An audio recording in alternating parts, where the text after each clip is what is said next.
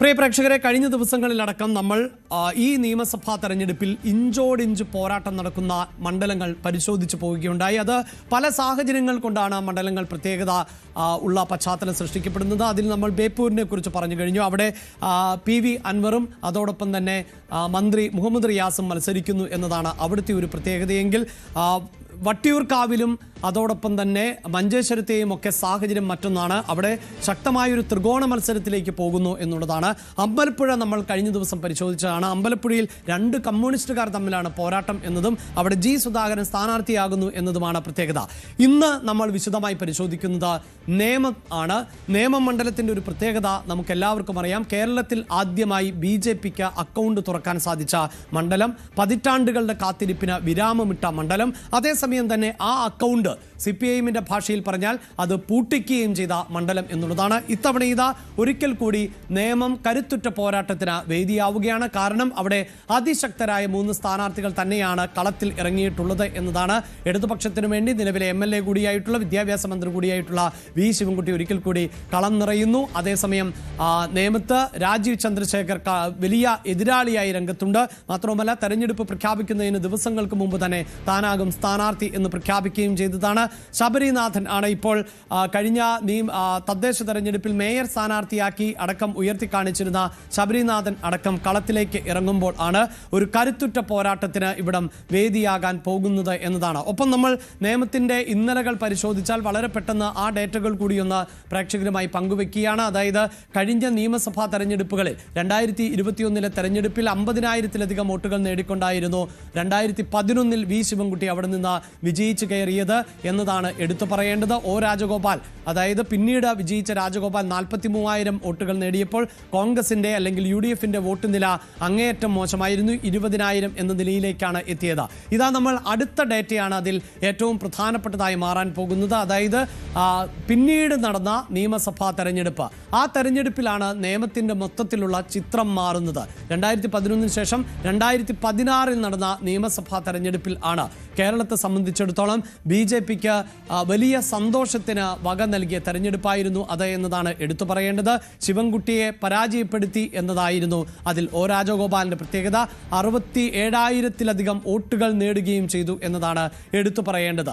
അങ്ങനെ BJP account തുറന്ന മണ്ഡലമാണ്. പിന്നീട് വീണ്ടും ആ അക്കൗണ്ട് പൂട്ടിക്കാൻ സാധിച്ചു CPIഎമ്മിന് എന്ന് എടുത്തു പറയുമ്പോൾ പോലും അവിടെ നമ്മൾ ഓർത്തെടുക്കേണ്ടത് കരുത്തനായ ഒരു സ്ഥാനാർത്ഥി കോൺഗ്രസിൽ നിന്നുകൂടി മത്സര രംഗത്തുണ്ടായിരുന്നു എന്നതുകൊണ്ട് കൂടിയാണ് അവിടെ നേമത്ത് അക്കൗണ്ട് പൂട്ടിക്കാൻ CPIഎമ്മിന് സാധിച്ചത് എന്നതാണ് അവകാശപ്പെടുന്നത്. ഇങ്ങനെയുള്ള കണക്കുകൾ ആണ് BJPക്ക് വീണ്ടും പ്രതീക്ഷ നൽകുന്നത്. കോൺഗ്രസിനും അതോടൊപ്പം തന്നെ CPIഎമ്മിനും വെല്ലുവിളി ഉയർത്തുകയും ചെയ്യുന്നത്. ഇപ്പോൾ വിശദാംശങ്ങളുമായി VV അരുൺ ആണ് ചേരുന്നത്. അരുൺ, ഇതാ ഈ ചിത്രം പരിശോധിച്ചാൽ അല്ലെങ്കിൽ ചരിത്രം പരിശോധിച്ചാൽ BJPക്ക് വിജയ സാധ്യതയുണ്ട് എന്ന് ആവർത്തിച്ച് പറയാൻ പറ്റുന്ന ഒരു മണ്ഡലം നേമം തന്നെയാണ്. ആ നേമത്തെ ഏറ്റവും കരുത്തനായ എതിരാളിയെ തന്നെയാണ് BJP നൽകുകയും ചെയ്തിട്ടുള്ളത്. പൊതുവിൽ എങ്ങനെയാണ് മണ്ഡലം ഇത്തവണ ആർക്കും പിടികൊടുക്കാത്ത പ്രവചനാതീതമായ ഒരു മത്സരം തന്നെയാണോ ഈ നേമത്ത് നടക്കുന്നത്?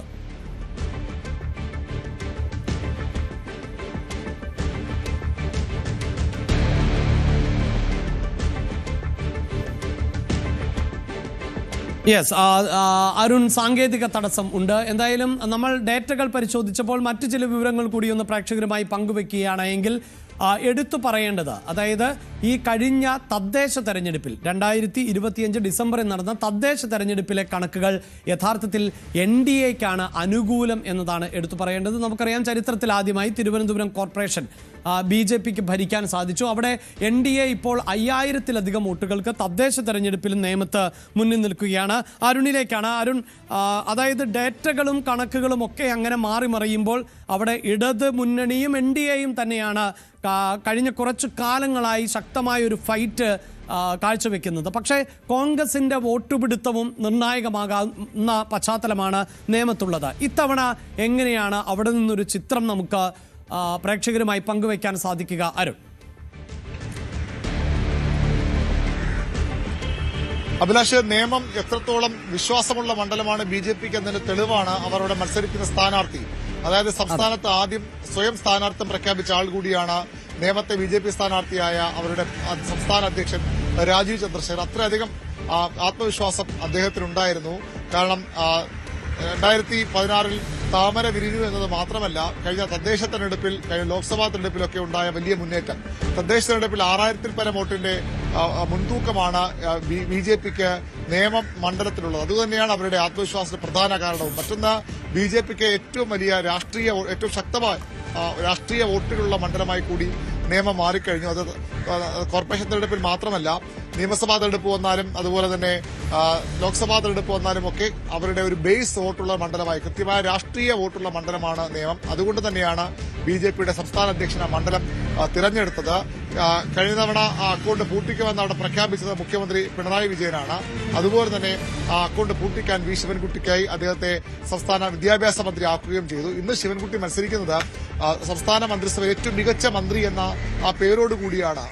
നിരവധി വിമർശനങ്ങൾ വിദ്യാഭ്യാസ വകുപ്പ് നേരിടേണ്ടി വന്നുവെങ്കിലും വിദ്യാഭ്യാസ വകുപ്പിലെ പ്രവർത്തനം മികച്ചതായിരുന്നുവെന്ന അഭിപ്രായം പരക്കെയുണ്ട്. പലപ്പോഴും പ്രതിപക്ഷം പോലും അംഗീകരിക്കുന്ന, പ്രതിപക്ഷം പോലും കൈയടിക്കുന്ന പ്രവർത്തനം വിദ്യാഭ്യാസ മന്ത്രി നിലയിൽ വി ശിവൻകുട്ടിക്ക് നേടാനായി. മാത്രമല്ല, സംസ്ഥാനത്ത് ഏറ്റവും പ്രധാനപ്പെട്ട, എല്ലാവരും ശ്രദ്ധിക്കുന്ന ഒരു നേതാവായി ശിവൻകുട്ടി ഈ കാലയളവിൽ മാറുകയും ചെയ്തു. സംഘപരിവാർ വിരുദ്ധ നിലപാടുകളിലും അദ്ദേഹം മുന്നിലായിരുന്നു. അതുതന്നെയാണ് ഇടതുമുന്നണിയുടെ ഏറ്റവും വലിയ പ്രതീക്ഷ. 5000 കോടി പരം രൂപയുടെ വികസന പ്രവർത്തനങ്ങൾ വിദ്യാഭ്യാസ വകുപ്പിൽ നടന്നിട്ടുണ്ട്. നിയമവും അതിലൊട്ടും പിന്നിലല്ല. അടിസ്ഥാന സൗകര്യ വികസനമായാലും വിദ്യാഭ്യാസ മേഖലയിലും എല്ലാം നേമത്ത് വലിയ വികസന പ്രവർത്തനം നടന്നിട്ടുണ്ട്. അത് വോട്ടായി മാറുമെന്ന പ്രതീക്ഷ വി ശിവൻകുട്ടിക്കുണ്ട്. മാത്രമല്ല, ഈ ന്യൂനപക്ഷ വോട്ടുകൾ വളരെ നിർണായകമായ ഒരു മണ്ഡലം കൂടിയാണത്.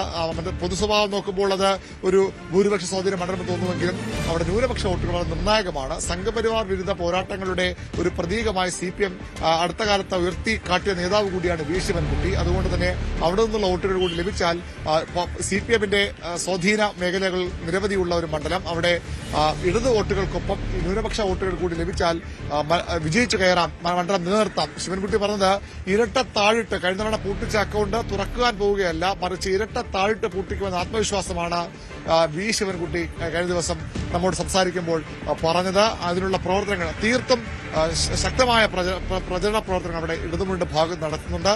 കഴിഞ്ഞ തവണ K മുരളീധരനാണ് അവിടെ മത്സരിച്ചത്. ഒരു തവണ അക്കൌണ്ട് തുറക്കാൻ കാരണമായത് ദുർബല സ്ഥാനാർത്ഥിയെ UDF നിർത്തിയതാണ് 2016 എന്ന ആരോപണം അവർ കേട്ടതാണ്. ആ ആരോപണത്തിന്റെ കറ മായ്ക്കാൻ, ആ പാവപരിഹാരത്തിനായി കഴിഞ്ഞ തവണ K മുരളീധരൻ നിർത്തി. ഒരു മുരളീധരൻ ജയിക്കാൻ കഴിഞ്ഞില്ല, അദ്ദേഹം 3ാം സ്ഥാനത്ത് പോയെങ്കിലും അവിടെ വി ശിവൻകുട്ടി ജയത്തിലേക്ക് നയിച്ചത് മുരളീധരൻ പിടിച്ച വോട്ടുകളാണ്. ഇത്തവണ അവിടെ മത്സരിക്കാൻ പലരും തയ്യാറായില്ല. അവിടെ മത്സരിക്കാൻ ആരും തയ്യാറാത്ത അവസ്ഥയുണ്ടായിരുന്നു. ഒടുവിലത് ശബരിനാഥ്, തിരുവനന്തപുരം സെൻട്രലും പിന്നീട് അരുവിക്കരയുമൊക്കെ മോഹിച്ച ശബരിനാഥിനെ അവിടെ അവിടെ മത്സരിക്കാൻ അദ്ദേഹം നിർബന്ധിതനാവുകയായിരുന്നു. അങ്ങനെ ശബരി അവിടെ ലാൻഡ് ചെയ്തിട്ടുണ്ട്.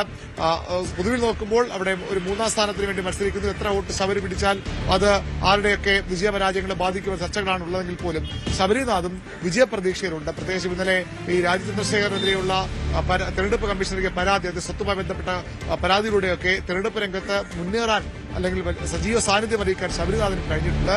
ശബരി പിടിക്കുന്ന വോട്ടുകൾ നിർണായകമായി മാറുമെന്ന് ഉറപ്പാണ്.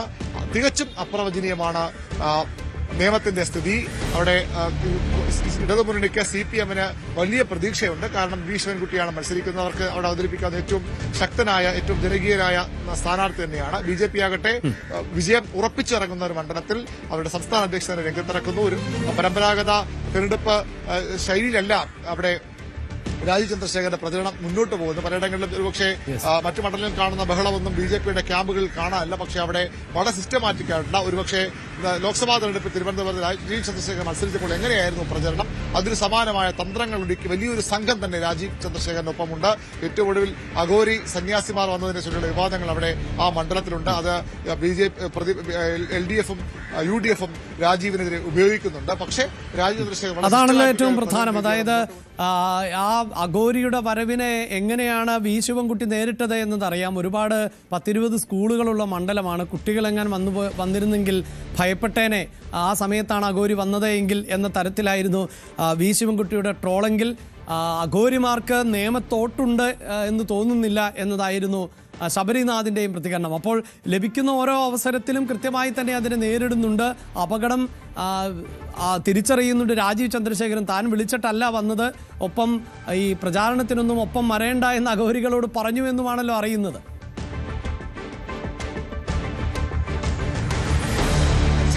തന്നെയാണ് അവിടുത്തെ ഏറ്റവും പ്രധാനപ്പെട്ട കാര്യം. അതായത് ഓരോ അവസരവും ഓരോ ആയുധവും അപ്പോൾ ഉപയോഗിക്കുകയാണ് മുന്നണികൾ. അവർക്ക് അത്രയധികം ഈ അഘോരിമാരുടെ സന്ദർശനം രാജചന്ദ്രശേഖർ തന്നെ അദ്ദേഹത്തിന് അതിന്റെ തിരിച്ചടിപ്പത് ഉണ്ടാകുമെന്ന് മനസ്സിലാക്കാണ്. അതുകൊണ്ടാണ് താൻ വിളിച്ചിട്ടല്ല, തന്റെ കൺവെൻഷൻ പങ്കെടുത്തില്ല. പക്ഷേ ആ ദൃശ്യങ്ങളൊക്കെ പുറത്തു വന്നു. ഒരു കുടുംബയോഗത്തിൽ ഈ അഘോരിമാരിൽ ഒരാൾ, ഈ സന്യാസിമാരിൽ ഒരാൾ രാജചന്ദ്രശേഖരനൊപ്പം ഇരിക്കുന്നു, അദ്ദേഹത്തെ ആശീർവദിക്കുന്നു, വിജയിക്കാൻ അദ്ദേഹത്തെ ആശീർവദിക്കുന്നതൊക്കെ ദൃശ്യങ്ങൾ വന്നതാണ്.